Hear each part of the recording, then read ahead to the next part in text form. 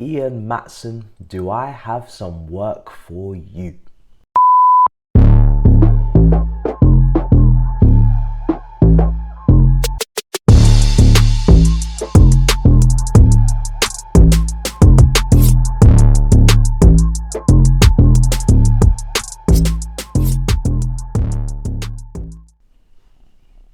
Yo people, welcome back to the YouTube channel. You already know what time it is. It's time for another video. Big up your damn selves in the building. Make sure you smash up the likes and subscribe.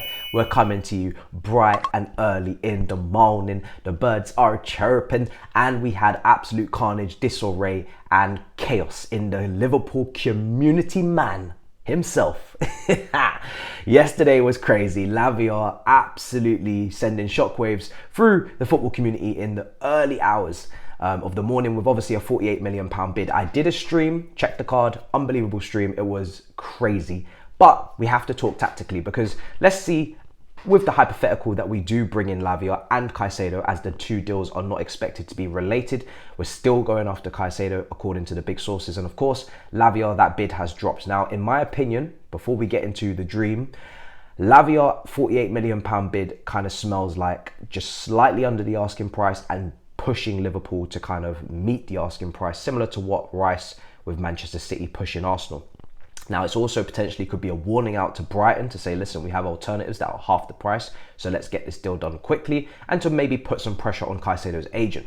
Lavia also has already agreed kind of personal terms with Liverpool, and he's more likely to start at Liverpool considering they do not have a single six on the books, and we're still pushing for Caicedo, not to mention Tyler Adams also on the list. So it makes more sense for, you know, regular game time, if they are to actually above and beyond our bid, you'd expect Lavia will slightly maybe have a preference to go to Liverpool.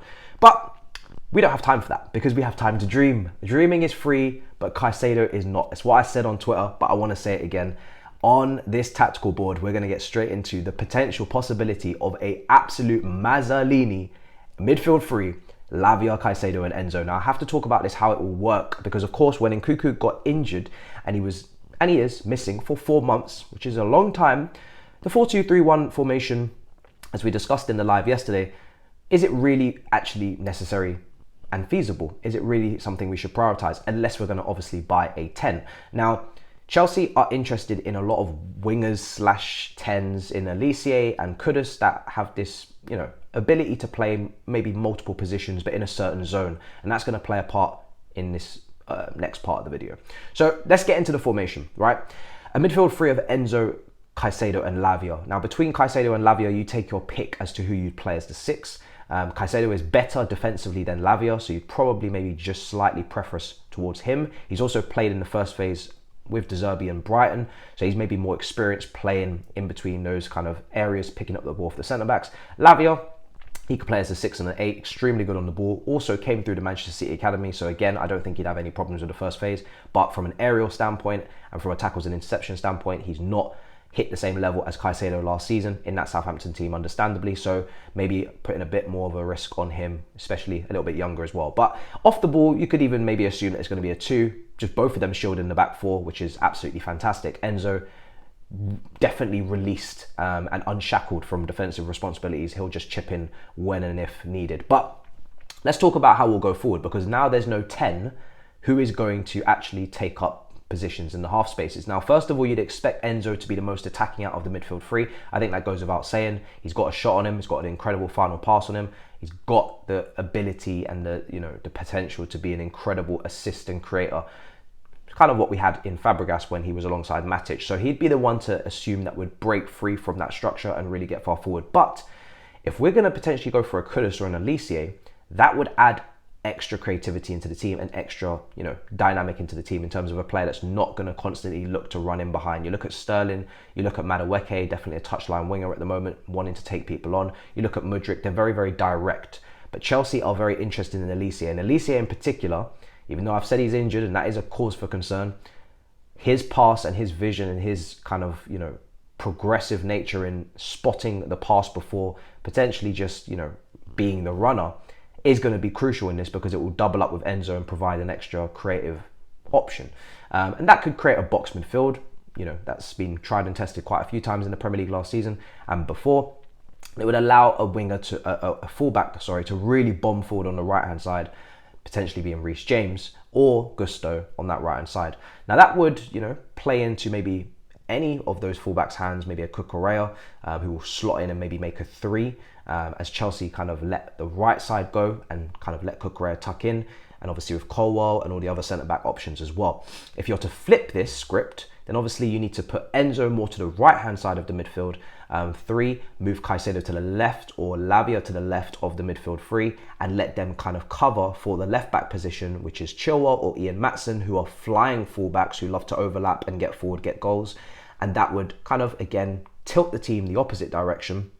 And you'd more be looking to get Mudryk in those half spaces or Sterling from the left wing to link up with Jackson. Again, with Enzo pushing a bit further forward in that box, in those half spaces, and get that wing, that fullback really pushed high and wide. Chilwell loves to do that. We've seen that many a time, and Maatsen is definitely capable of doing that as well. So you can flip it either way. You could say we've definitely got more flying fullbacks on the left. We've seen Gusto and James invert, and we've only really got Cucurella that inverts on that left-hand side. So yeah, Elise is a target. Kudus, they could both play that role of playing on the right wing and cutting in and vacating that space out wide, or you could flip it and maybe do so with Mudryk. I do think Mudryk, even though I do like him on the touchline and I can see the vision in terms of getting him 1v1 on the touchline, I can also see the vision for getting him, a little bit more inverted and getting him closer to Jackson, because they showed a really good chemistry and link up, and getting him running beyond Jackson to try and get as many goals, kind of like a Son to a Kane partnership, which is obviously something that Pochettino is familiar with. So there's multiple ways you can go about this. Now, I think defensively, to get both of them, you're absolutely assured in yourself. You're pushing your future to the next 10 years, no problems. Obviously, Tyler Adams could be the buffer. I still believe realistically that, you're forking out potentially 150 million for this pair.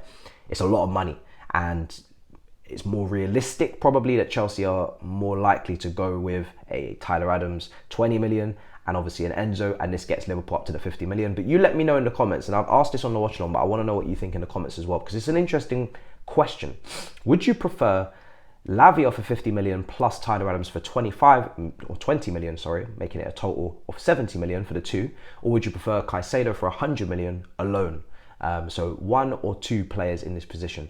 Obviously, in terms of rotation, in that formation structure that I've put together, you're looking at Santos for being part of the deep, double pivot pairing in that bottom part of the box midfield, and you're looking at Carney going into the top part of that box alongside with the Enzos and potentially Elise or whoever else is in those half spaces. Now, we know that Leslie potentially could be going to Strasbourg, and you're also taking a look at the fact that Cassidy has agreed a deal to go to Reading, and he wasn't even really given Leicester, not Reading. He was on Reading loan last season. Leicester City, he's already agreed that here we go was given. So it's a lot. There's a lot going on there. It's a big packed midfield, quality all over the place, and technical ability through the roof. There's not a lot of goals potentially coming from that midfield, so it would put a lot of pressure on the wide players like the Sterlings, like the Mudryks, obviously Jackson up front already under pressure. Chelsea may even look at another striker. Armando Broja to West Ham on loan is a potential, because of course they've sold Scamacca to Atalanta, and they've had interest in Broja previously as well. He is coming off a big injury. Do Chelsea want to give him to West Ham's medical team to look after that situation, or do we want to keep him in-house? That will be interesting to see what happens. So there's a lot going on with Lavia on that board. That's how it could work. We've seen it before. We've also tucked in a fullback before as well, but to do that with Lavia and Caicedo wouldn't make sense. You're not going to push any of them further forward. So if you're going to do this, like I said, they've got to be at the base, both of them kind of shielding that back line and pushing those fullbacks. Could you actually really go with those 2 centre-backs who, they Colwell's, we've got some quick centre-backs in our line there. Badia Shell's back in training. Could you actually go over 4 with Caicedo and Lavia just ahead and push both the fullbacks on, and have a Santos maybe instead of an Enzo in certain situations if he's needing a rest or he's injured, and then you've got a 3, and then you're bombing both fullbacks forward, and then you're tucking in wingers, and that's your front 5 that you're attacking with, which is a James, a Chilwell, or whoever. Your 2 wingers kind of coming inside, and then you've got your striker as well. That's your attacking with 5, defending with 5. And off the ball, we've got a 3 base, and just ahead we've got a 2 as well. So it's an interesting one. Very interested to see how it could work. But for me personally, very excited to see how this transpires over the course of the day. We still are waiting on the Bayern Munich kind of Kepa talks to continue. We'll see what the bid is. There's no bid, so that's absolutely crucial to mention. There's no point getting too excited with no bid.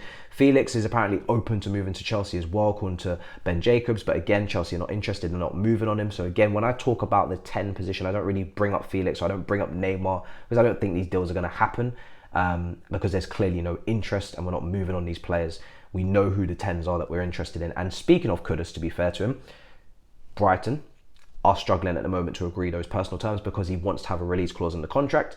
And of course, that could be in relation to the fact that Caicedo is struggling to get a move elsewhere and Kudus doesn't want to put himself in the same position. So we could potentially hijack that. But I would advise, hopefully, do that after we get Caicedo through the door, just to, you know, be absolutely sure that Brighton don't get a little bit, you know, pissy with us, so to speak.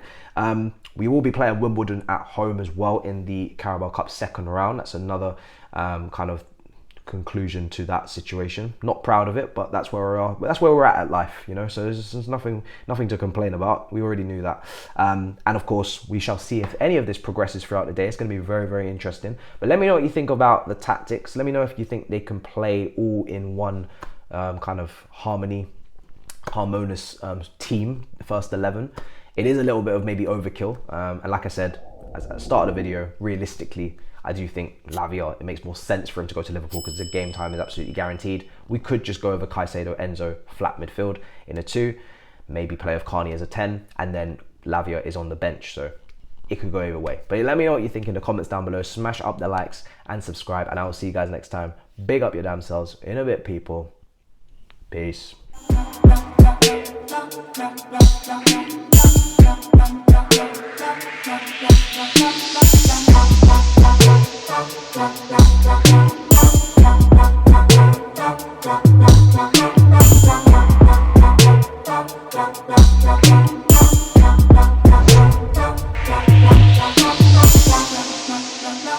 la, la.